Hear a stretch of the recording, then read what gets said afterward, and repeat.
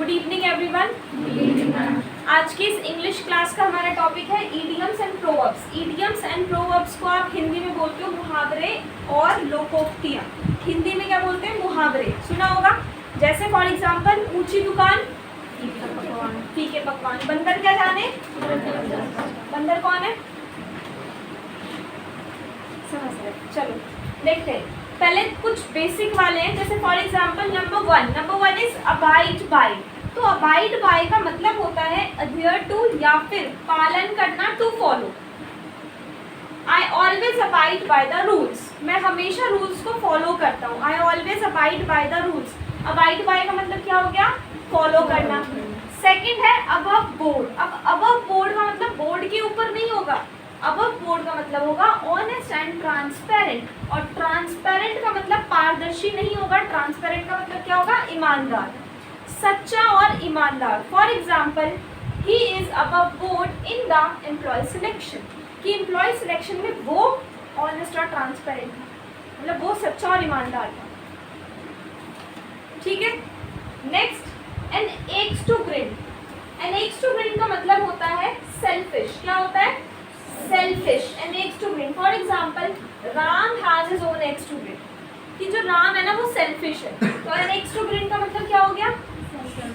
X का मतलब क्या होता है? कुल्हाड़ी। ठीक है। Number 4 apple pie order. Apple pie order का मतलब होता है in perfect order. For example everything in this room is in apple pie order. इस रूम में हर चीज एकदम परफेक्ट ऑर्डर में रखी हुई है। ठीक है। एप्पल पाई ऑर्डर मीन्स, साथ साथ बोलते जाओ, थोड़ी सी एनर्जी दिखाओ ताकि याद हो जाए, ताकि बार बार आपको अलग से इसको टाइम ना देना पड़े, क्योंकि बहुत इजी सामने देख के याद होने वाला टॉपिक है। Apple pie order means. Next, eight a loss. Eight a loss का मतलब लॉस में चले जाना नहीं होता। एट अ लॉस का मतलब होता है कंफ्यूज होना, असमंजस में होना कि मैं क्या करूँ। I am at a loss due to having so many things mixed up, कि बहुत सारी चीज़ें मिक्स हो गई तो उसकी वजह से मैं कंफ्यूज हो गया। कंफ्यूज हो गया मतलब I am at a loss. Number 6 में क्या लिखा है? At finger tips. Finger tips का मतलब होता है to be an expert. To be an expert मतलब कि ये तो मुझे मुंह जबानी याद है, मुंह जबानी कुछ याद होना, एक्सपर्ट होना। English grammar rules are at my finger tips. ठीक है।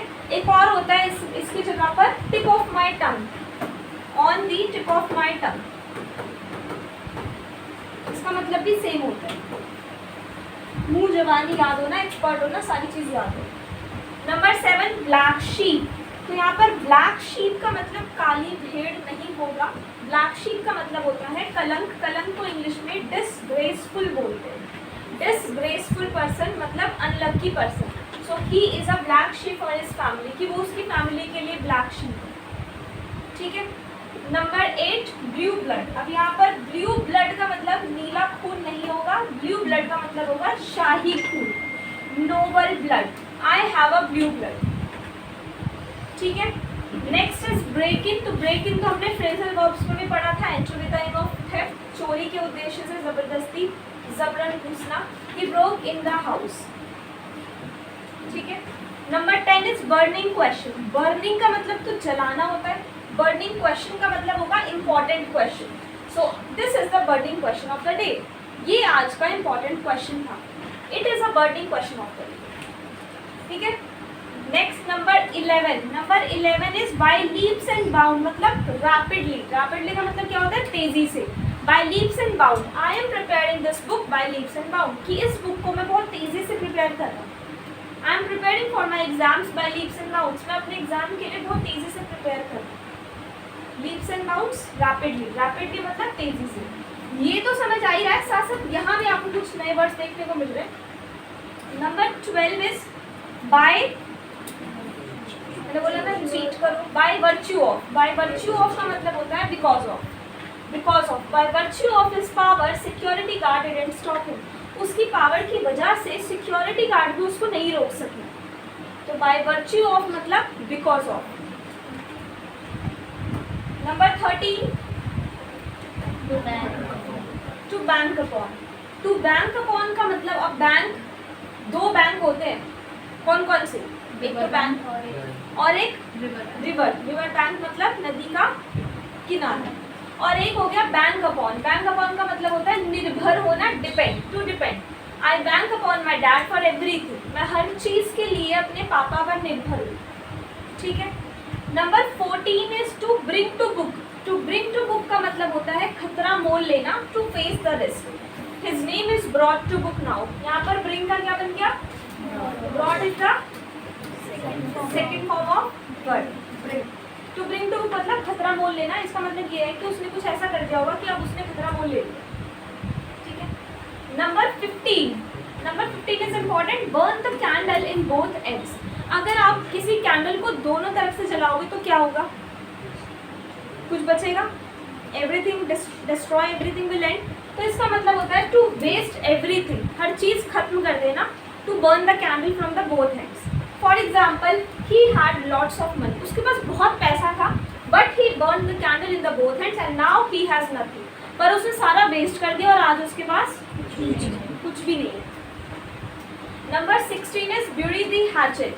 ब्यूरी दी हैचेट का मतलब होता है टू फॉरगेट अ क्वारल, कि किसी झगड़े को, विवाद को खत्म कर देना। I have buried the hatchet. और बरी का मतलब क्या होता है? हाँ, यस, गाड़ना। I have buried the hatchet मतलब मैंने झगड़ा खत्म कर दिया। I have buried the hatchet. यहाँ पर बरी का सेकंड फॉर्म बरी, वाई हट के IED लग जाता है। हैचेट मीन्स विवाद, मतलब जो कॉन्वर्सेशन थी या जो भी था, क्या बोलते हैं झगड़े को आप क्वारल भी बोलते हो, क्वारल आपने खत्म कर। ठीक है। Number 17 is capital punishment. Capital punishment मतलब पनिशमेंट ऑफ डेथ, मतलब मृत्यु दंड को इंग्लिश में क्या बोलते हैं? पनिशमेंट ऑफ डेथ, लेकिन एज अ इडियम आप बोलोगे capital punishment. For example, that terrorist has got capital punishment now, कि उस टेररिस्ट को मृत्युदंड मिलेगा। ठीक है।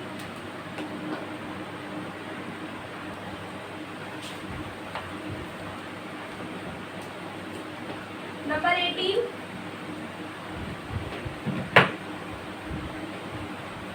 क्लोज शेव। ये भी इंपॉर्टेंट है। क्लोज शेव मतलब बाल बाल बचना।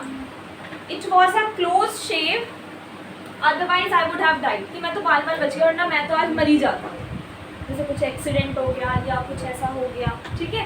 सो it was a close shave, otherwise I would have died. Number 19 का मतलब होता है टू कैच टार्टर।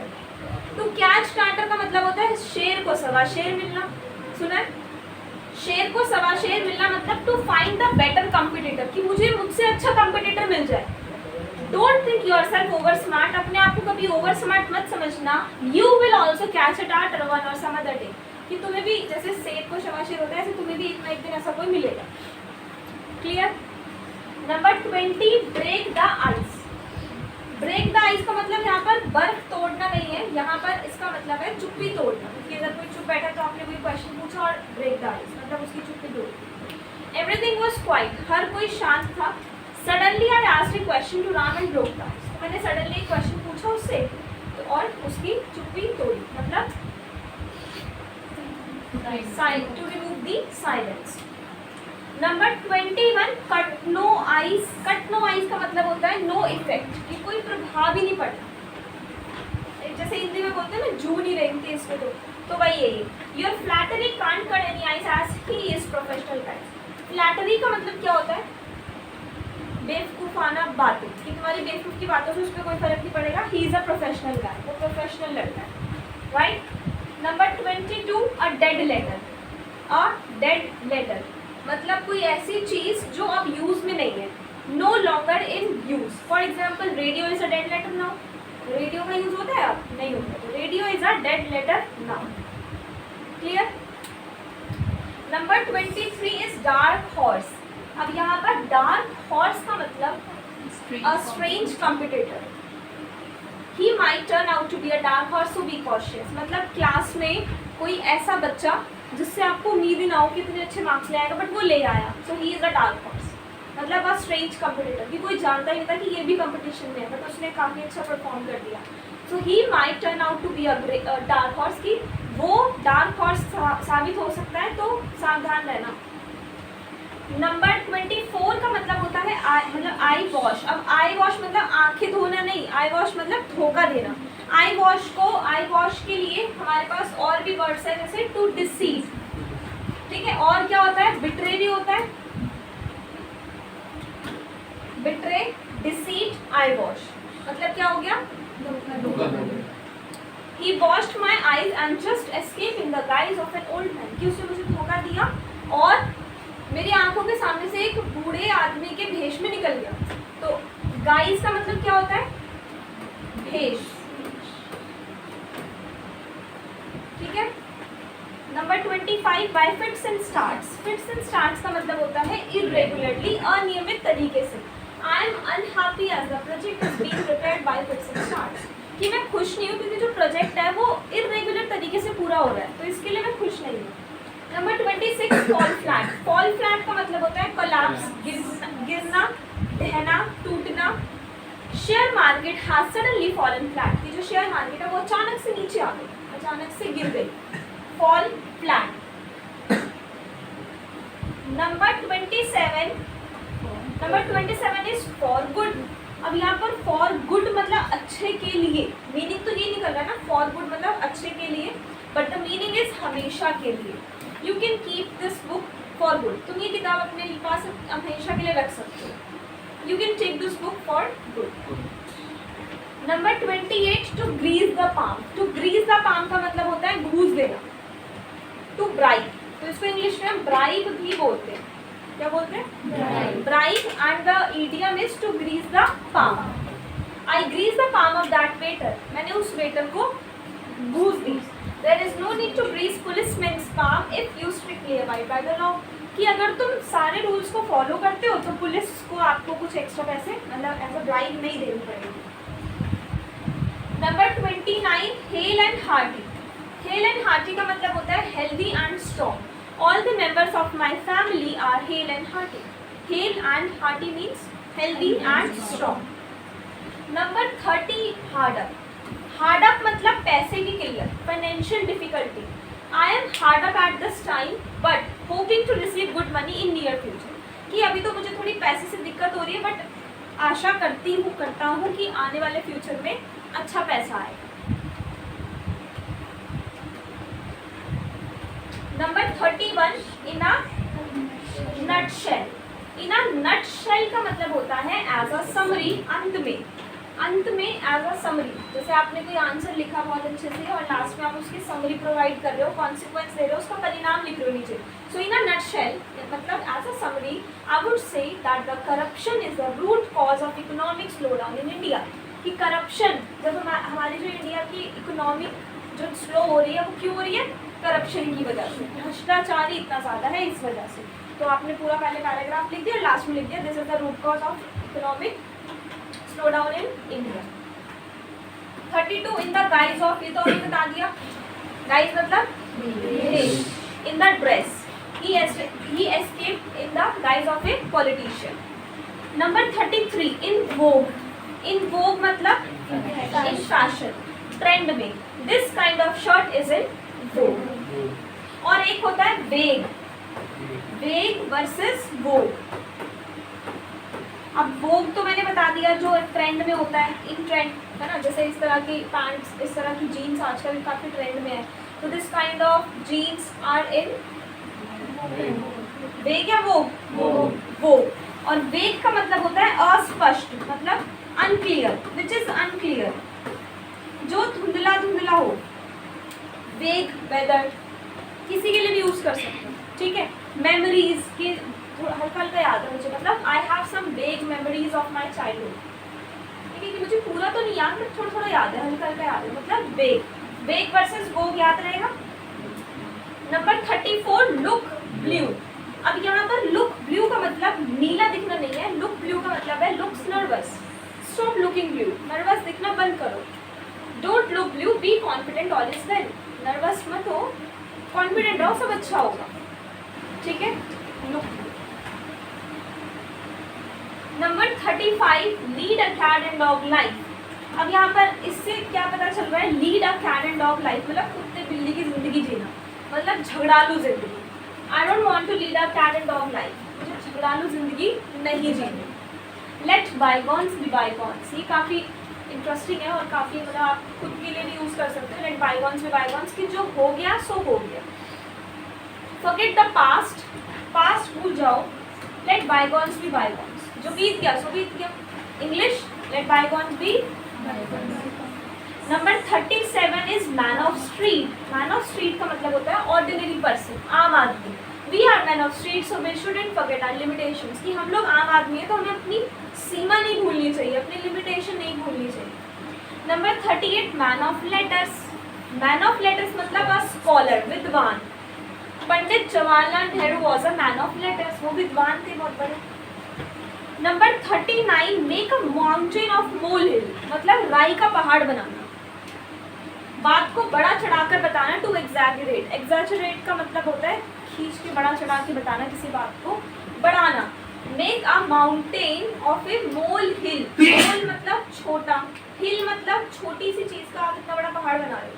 तो whatever you appreciate you actually make a mountain of molehill, कि जो भी तुम अप्रिशिएट कर रहे हो तुम सच में एक राय का पहाड़ बना रहे हो। ठीक है। नंबर 40 नुक एंड कॉर्नर। नुक एंड कॉर्नर का मतलब होता है ईच कॉर्नर, कोना कोना, चप्पा चप्पा। For example, betel sellers are at every nook and corner these days, vegetable sellers are at every nook and corner these days. ठीक है। और Chinese food are at every nook and corner these days, काफी relevant है। 41 once for all। once for all means finally at the end, मतलब इसके लिए भी एक और था ना, कौन सा था? in a nutshell, in a nutshell हो गया, at the end, in a summary, finally, once for all, कुछ भी यूज कर सकते हो। once for all I conclude love is something without which we are incomplete। Number 42 point blank। point blank का मतलब क्या हो गया? frankly, he replied to me point blank, उसने मुझे frankly reply कर दिया। point blank, frankly, बिना किसी हिचकिचाहट के। अ रफ डायमंड, अनपढ़ लेकिन गुणी, अ रफ डायमंड। अब डायमंड है तो डायमंड ही ना, वो रफ है वाली थोड़ा, बट है तो डायमंड ही, तो अनपढ़ लेकिन गुणी। And illiterate but noble, he is a rough diamond, that's why even if he is illiterate he has reached to this amplitude in business, कि वो एक रफ डायमंड है, मतलब अनपढ़ लेकिन गुणी है, कभी वो पढ़ा लिखा नहीं है पर फिर भी बिजनेस में कहाँ पहुंच गया। ठीक है।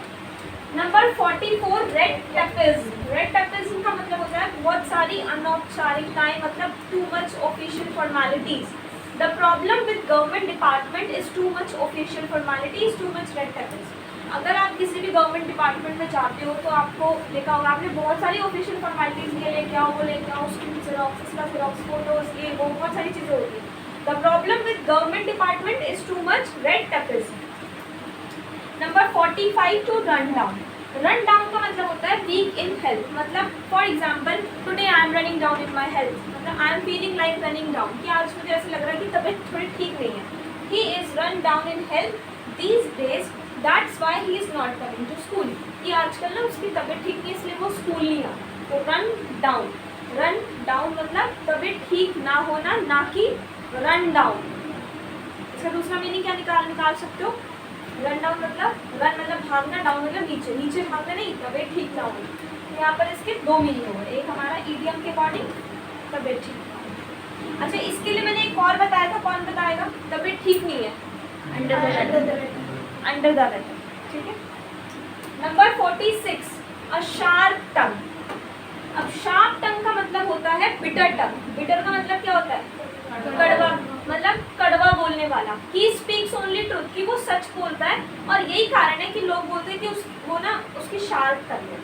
So he speaks only truth, that's the reason he is said to be having a sharp tongue. Number 48 a stumbling block. Stumbling block का मतलब होता है रास्ते का कांटा। एन ऑब्स्टेकल, ऑब्स्टेकल बोल लो, हर्डल बोल लो, एक ही बात है। एक और वर्ड होता है हर्डल। हर्डल का मतलब भी क्या होता है? रुकावट। ठीक है। Financial hard up is a stumbling block for us, कि हमारे पास थोड़ी पैसे की प्रॉब्लम है और यही हमारे लिए रास्ते का कांटा है। फाइनेंशियल हार्डअप, हार्डअप मतलब पैसे की किल्लत, is a stumbling block for अस। ठीक है। 49 सिंक डिफरेंसेस। डिफरेंसेस मतलब मनमुटाव, सिंक कर देना, सिंक मतलब खत्म कर देना। टू फॉरगेट डिफरेंसेस, कि अगर कोई मनमुटाव है तो वो खत्म। I have some differences along that, कि मैंने तो बहुत समय पहले ही सब कुछ खत्म कर दिया था। 50 टू स्प्लिट हेयर्स, आपने सुना होगा बाल की खाल क्यों निकालते हो, तो बाल की खाल निकालना मतलब to split hairs, to go into minute details. ये मिनट नहीं है, ये क्या है, माइन्यूट है। माइन्यूट मतलब बारीकी तक जाना। Don't split hairs of this matter, इस मैटर में इतना ज़्यादा बारीकी तक मत जाओ। टू स्टैंड बाय का मतलब होता है साथ देना। I will always stand by you, B it a happy time और अ ग्रीफ। अब यहाँ पर ग्रीफ का मतलब क्या होता है, दुख होता है, ठीक है, कि हमेशा मैं आपके साथ हूँ, चाहे अच्छा समय हो चाहे बुरा समय। अच्छा 52 नंबर 52 क्या कह रहा है, 52 कह रहा है अ वाइट लाई। वाइट लाई मतलब सफेद झूठ, लेकिन यहाँ पर सफेद झूठ वो नहीं होता जो हम लोग यूज करते कि ये तो सफेद झूठ बोल रहे तो मेरे को पता चल गया, वो नहीं। वाइट लाई मतलब ऐसा झूठ जिससे किसी को नुकसान ना हो, ऐसा झूठ जो किसी को नुकसान ना पहुंचाए। Sometimes in life you have to tell a white lie, right? To win laurels, to win laurels का मतलब होता है to win fame, fame मतलब फेमस हो जाना, नाम कमा लेना। Rahul has won laurels due to this social welfare organization, कि उसने कुछ सोशल वेलफेयर ऑर्गेनाइजेशन स्टार्ट किया और उसकी वजह से वो काफ़ी उसने फेम कमा लिया, ठीक है। नेम फेम सुना है। 54 क्या बोल रहा है, to wind up. Wind up मतलब खत्म कर देना, वाइंड अप करो मतलब खत्म करो। To bring to an end पे आ जाओ। I am going to wind up the discussion now, कि ये डिस्कशन मैं खत्म कर रही हूँ अब। Number 55 a bosom friend. Bosom friend मतलब close friend. He has been a bosom friend of mine since childhood, कि बचपन से वो मेरा क्लोज फ्रेंड है। एंड रूट का मतलब होता है ऑन द वे, रास्ते में, on the way. Dehradun is en route, वैसे हम इसको ऑन रूट बोलेंगे ना कि देहरादून रूट में पड़ता है, तो यहाँ पर क्या है, en route. Dehradun as en route when you go to Shimla from Delhi, जब दिल्ली से शिमला जाओगे तो बीच में देहरादून पड़ेगा। हितर एंड तितर का मतलब होता है यहाँ वहाँ, यहाँ वहाँ तुम्हारी चीज़ें पड़ी रहती है। Why are your clothes lying hither and thither, तुम्हारे कपड़े यहाँ वहाँ क्यों पड़े थे। हितर एंड तितर मतलब यहाँ वहाँ। 58 है इन वेन। इन वेन का मतलब होता है यूजलेस। यूजलेस को आप अवेल भी बोलते हो, क्या बोलते हो, अवेल बोलते हो। इसको आप बोलते हो of no use, of no use, avail, in vain, useless. Our endeavor will go to in vain. Number 60 rank and file. Rank and file का मतलब होता है आम आदमी। Luxury is mostly not for rank and file people. कि luxury मतलब luxury चीज़ें जो है वो usually आम आदमी के लिए नहीं होती। Look down upon तो मैंने आपको उसमें बताया था phrasal verbs में, नीचा देखना, किसी से hate करना। I never look down upon the poor. तो ये कुछ idioms थे, टोटल 61, और अभी कुछ 15 अप्रॉक्स मैं आपके साथ प्रोवर्ब्स शेयर करूंगी। प्रोवर्ब्स मतलब कहावतें। फॉर एग्जाम्पल सबसे पहले लिखी है, फर्स्ट वाला नहीं करेंगे। Number 3 is important. A diamond cuts a diamond, मतलब लोहा लोहे को काटता है, सुने? लेकिन इंग्लिश में ना तो लोहे की इंग्लिश है, कट की तो है, कट सा डायमंड, बट लोहे की जगह यहाँ पर क्या है, डायमंड है। तो इसीलिए इसको कहावतें बोला जाता है, proverbs. A diamond cuts a diamond. एक और होता है जिसकी लाठी उसकी भैंस, इसकी इंग्लिश क्या होती है, इसकी इंग्लिश होती है माइट इज राइट। अब यहाँ ना तो लाठी की इंग्लिश है और ना ही भैंस की इंग्लिश है। माइट मतलब मेरा, राइट मतलब सही, लेकिन प्रोवर्ब है, जिसकी लाठी उसकी भैंस, माइट इज राइट, ठीक है। सिमिलरली लोहा लोहे को काटता है, डायमंड कट्स अ डायमंड। अच्छा नंबर 4 काफी important. A friend in need is a friend Indeed. जरूरत के समय जो काम आए वही असली दोस्त है। A friend in need, need मतलब जरूरत, इज अ फ्रेंड इंडीड, ठीक है। Number 5 a honey tongue a heart of game. मधुर वाणी दगाबाज की निशानी। Honey tongue a heart of game. Number 6, a little knowledge is a dangerous thing, कि अधूरा ज्ञान खतरनाक होता है, a little knowledge is a dangerous thing. उसके बाद है नंबर 7, मनुष्य अपनी संगति से पहचाना जाता है, a man is known by the company he keeps. Number 8, 4 दिन की चांदनी, अ 9 डेज वंडर, वहां पर 4 है लेकिन यहाँ पर 9, ठीक है। नंबर 9, एक गंदी मछली सारे तालाब को गंदा कर देती है, a rotten apple injurious its companions. अब यहाँ पर मछली की इंग्लिश नहीं है, यहाँ एप्पल आ गया, ठीक है। That's why English is a funny language, इसीलिए इंग्लिश को हम बोलते हैं फनी लैंग्वेज। उसके बाद number 10, all is well that ends well, कि अंत भला तो सब भला, all is well that ends well. हर चमकने वाली चीज सोना नहीं होती, all that glitters is not gold. Number 12, भौंकने वाले कुत्ते काटते नहीं, in English barking dogs seldom bite. Seldom मतलब कभी कभार होता है, बाकी उसमें तो वही है ना, इंग्लिश है, एकदम उसकी ट्रांसलेशन नहीं करनी, बट उसका इंग्लिश मीनिंग यही होगा।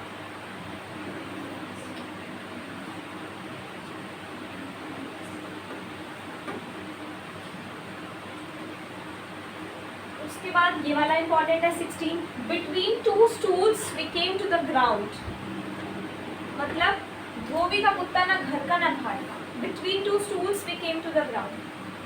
उसके बाद नेक्स्ट है अपने मुंह मियां मिट्ठू होना, मतलब अपनी तारीफ खुद करना, fool to others to himself a sage. उसके बाद लेट बायगॉन्स बी बायगॉन्स कर लिया हमने, जो बीत गया सो बीत गया। Many a little makes a mickle, many a little makes a mickle, मतलब बूंद बूंद से घड़ा भरता है। अब यहाँ पर घड़े की इंग्लिश भी नहीं है और बूंद बूंद की इंग्लिश भी नहीं है, बट ये है कि many a little makes a mickle. Tit for tat, word for word, measure for measure, all are same. Word for word, measure for measure and tit for tat, मतलब जैसे को जैसा। उसके बाद 21 अभी हमने किया, to make a mountain of a molehill. और उसके बाद है ये again 22, too much courtesy too much craft, again मधुरवाणी। उसके बाद है लास्ट, जितनी लंबी चादर हो उतने पैर पसारने चाहिए, limit your spendings to your earnings, मतलब अपने खर्चों को अपने अर्निंग के हिसाब से लिमिट करो, जितना अर्न कर रहे हो उसके हिसाब से खर्च करो, limit your spendings to your earnings, ठीक है। आज की क्लास में इतना ही, थैंक यू।